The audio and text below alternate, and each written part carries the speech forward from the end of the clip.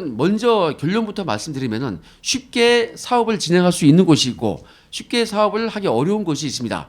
이것을 일률적으로 하지 말고 빨리 할 수 있는 곳을 먼저 하는 것이 저는 중요하다고 생각합니다. 그래서 하나씩 말씀드리면은 도심 공공주택 복합사업 이 후보지 선정을 위해서는 사업성 그리고 교통량을 감당하기 위한 도로 조건 등이 확보가 돼야죠. 그런데 이 강서구는 항공 고도 제한으로 인해서 사업이 부족한 지역도 있고 아까 말씀드린 대로 항공 고도 제한의 역량이 적어서 사업성이 괜찮은 지역도 있습니다. 혼재되어 있죠. 예를 들어서 해발 고도 자체가 낮은 땅이거나 높은 산 뒤에 있어서 이 차폐가 적용되는 것은 사업성이 있는 지역입니다. 여기부터 먼저 하는 것이 맞다고 생각하고 있고요.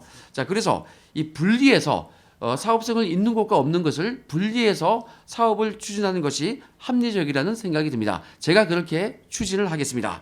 자, 일단은 항공 고도 제한의 역량이 적어서 사업성이 있는 것은 빠르게 후보지로 선정될 수 있도록 서울시 주택정책실 그리고 도시계획국, 국토부와 적극적으로 협의를 추진하겠습니다. 그리고 사업성이 떨어지는 곳이죠. 이것은 미리 강서구 차원에서 큰 그림을 제시를 하겠습니다. 그리고 아까 말씀드린 이카오 규정 개정을 조속히 추진할 수 있도록 제가 이 고도 제한이 완료가 되는 즉시 사업을 할 수 있도록 준비는 완벽하게 마무리를 지어 놓겠습니다. 이상입니다. 네, 맞습니다. 이게 안타까운데요. 작년에 그 10월이죠. 민주당이 그 주택을 확대 공급하겠다고 하는 방안을 발표하면서 국회대로 4,400세대를 더 짓겠다라고 하면서 이제 해당하는 이제 뭐 공약을 발표하기도 했었는데 민주당 차원에서 이 부분이 아직 국토부가 정확하게 이 사업을 선정했다라고 공식적인 발표를 하지 않은 상황입니다. 그래서 저는 이 부분을 끊임없이 국토부의 의견을 개진하고 국토부의 이 계획이 제대로 잘 추진될 수 있도록 노력해야 되는 부분이 있다라고 생각을 하는데요. 그 과정에서 국토부의 의견을 한번 들어봤어요. 지금 현재의 의견은 어떤지. 그랬더니 면적이 너무 넓어서 4,400호니까 사실 넓은 범위긴 하죠. 넓어서 도심 공공주택 사업보다는 소규모 주택 정비 관리 지역으로 지정해서 하는 것이 어떻겠는가라는 의견을 가지고 있더라고요. 근데 그래서 이제 몇 개의 구역으로 이제 좀 세분화를 시키자는 뜻이겠죠. 근데 이 부분도 사실은 제가 이제 국토부의 의견이 그랬다라는 것을 주민 여러분께 설명드리는 정도인 것이고 결국에는 제가 구청장이 되면 주민 여러분의 의견을 듣고 그 해당하는 지역에 거주하시는 분들의 의견을 잘 모아서 정말로 이게 소규모로 가는 것이 주민들께서 좋으신지 그렇게 해서 조금 빨리 이루어가는 게 좋으신 건지 아니면 그럼에도 불구하고 그 공공주택 복합 사업으로 가는 것이 유리한 것인지 더 좋으신지 이런 부분들을 끊임없이 소통하는 그 과정을 통해서 일을 하나하나 추진해 나갈 계획을 갖고 있고요. 그 과정 속에서 반드시 국토부에 이 해당하는 부지가 잘 선정이 될 수 있도록 끊임없이 노력하도록 하겠습니다. 이것에 대해서 연역부터 말씀을 드리면은 서울시는 2003년도에 일반 주거 지역에 대해서 1, 2, 3종 이렇게 종 세분화를 했습니다. 이때 1종 일반 주거 지역으로 된 곳들은 제약이 많아서 개발이 매우 어려운 것이 현실이죠. 봉제산 주변, 북한산 주변, 남산 주변 등의 1종 주거 지역이 많이 있습니다. 그런데 이 봉제산이 높이가 한 117.3m죠. 이 높이의 봉제산 이것이 북한산이나 남한산과 같은 취급을 받을 이유는 전혀 없다고 생각이 듭니다. 그래서 이것도 분리해서 추진하는 것이 맞다는 생각이 들고요. 자, 물론 이 난개발을 막기 위해서는 이 도시 계획은 필요한 것입니다. 자, 하지만 이 봉제산과 이 북한산, 남산 이렇게 같이 일률적으로 취급한 것은 확실히 문제가 있습니다. 그래서 이 봉제산은 규모가 북한산이나 남산보다 훨씬 작고 종 세분화 지정된 것도 20년이 지났죠. 그리고 지역 여건도 지금은 20년 전에 비해서 많이 달라졌기 때문에 도시 계획도 시대에 맞게 변화가 되어야 한다고 생각합니다. 자, 이미 서울시는 최근에 2040 서울 플랜 도시 기본 계획을 발표를 했습니다. 자, 이에 의해서 지역 여건을 고려한 용도 지역 관리 방안이 논의가 되고 있습니다. 자, 강서에는 강북 횡단선, 서부광역철도, 대장 홍대선이 생깁니다. 이것이 생기면은 역세권이 늘어나게 되고, 그러면은 이 강서구가 앞장서서 일종 일반 주거지역 그리고 자연 경관지구를 조정하는 사례를 앞장서서 만들 수가 있습니다. 자, 저부터가 서울시 국토부와 협력을 이끌어내서 이것을 조속히 실현을 시키도록 하겠습니다. 그리고 이 모아타운의 경우에는 일종 일반 주거지역에 대한 종상향이 가능하도록 이 빈집법 시행령이 만들어졌습니다. 서울시도 이 보도 자료를 통해서 이것을 알린 것으로 제가 알고 있는데요. 서울시 오세훈 시장은 최근에 이 지방선거에 있어서 첫 번째 출정식을 제가 있는 강서구에서 저와 함께 공동을 했습니다. 그만큼 저희가 긴밀하게 협력 관계에 있기 때문에 어느 후보보다 제가 이것을 확실히 마무리 지을 수가 있다고 강조를 드립니다. 이 자연경관지구를 사실은 제가 서울시에서 정무보좌관으로 근무를 할 때에 아무래도 우리 봉제산이 이제 포함되어 있다 보니까 관심을 가지고 혹시 자연경관지구에 이런 핀셋 해제가 가능한지 여부를 조금 체크를 해봤더니 앞서 말씀드린 것처럼 서울시 전역에 있는 그런 자연경관지구 지정된 곳들을 동시에 어떤 규제 완화나 하는 것은 형평성이나 이런 것들이 괜찮은데 강서구의 봉제산만 따로 이렇게 핀셋으로 규제를 완화시켜주는 것은 사실 다른 지역과의 형평성 문제 때문에 조금 어렵다 이런 이제 검토더라고요. 그래서 이제 고민한 것이 그러면 모두가 같은 의견을 잘 공통의 의견으로 만들면 해제될 수 있다는 말로 저는 이해가 되더라고요. 거꾸로 뒤집어서 이 문제를 그러면 해결할 방안이 있다는 뜻이구나 이런 생각이 들어서 저는 제가 구청장 당선 직후에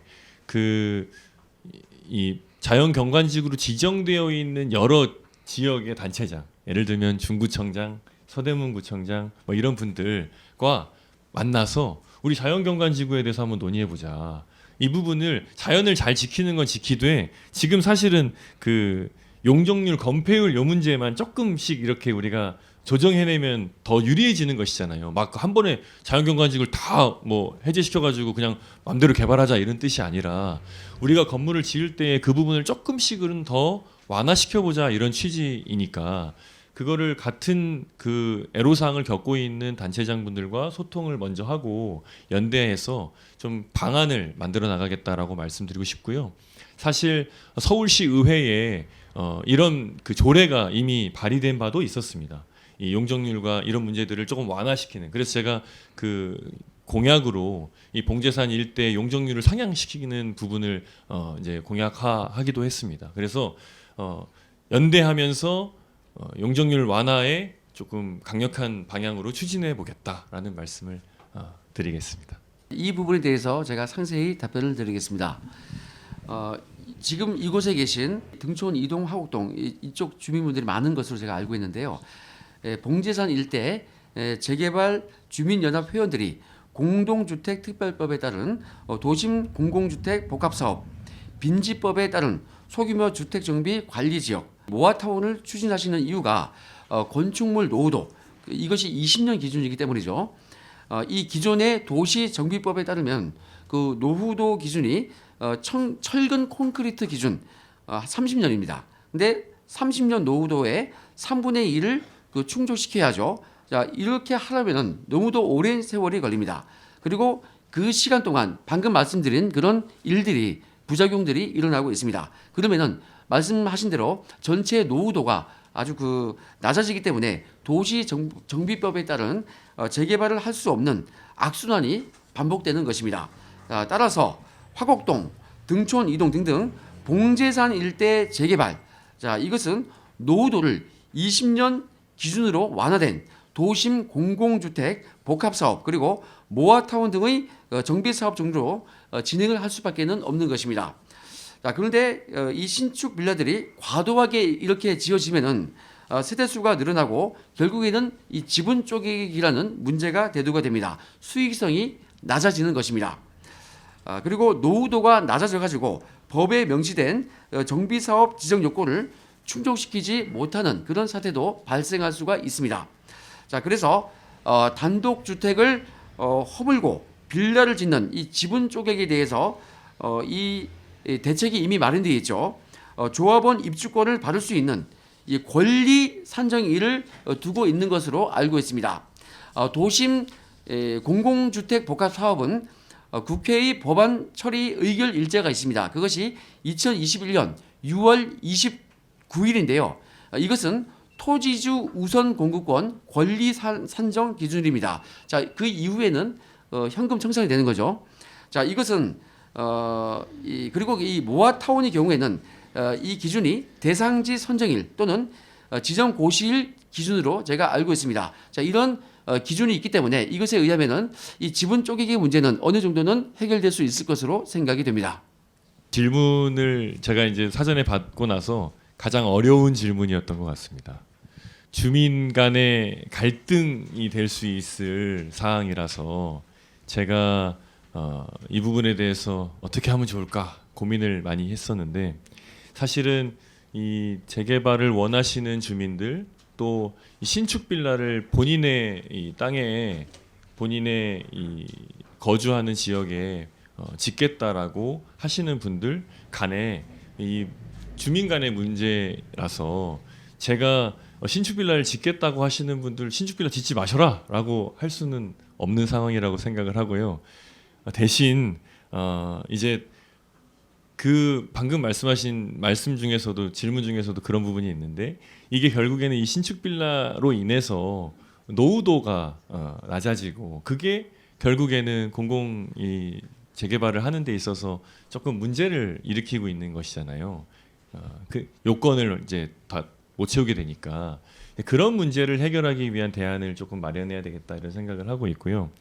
그 이제 잘 아시는 것처럼 이 소규모 그 주택 정비 사업들이 사실은 이제 그런 이렇게 넓은 범위에서 중간중간 신축 빌라들로 인해서 노후도 문제 때문에 정체로 개발하기가 어려운 경우에 이 소규모로 구역을 나눠서 세분화해서 그 지역에 이렇게 소규모 주택 정비를 하자라고 하는 좋은 취지로 작년에 이제 민주당에서 시작했던 내용인 만큼 그 부분을 조금 더 활성화를 시켜서 부분 원하시는 그 소규모 주택 정비를 잘 추진하실 수 있게끔 또 지원하고 노력하는 부분이 필요하지 않을까 이런 생각이 드는데요.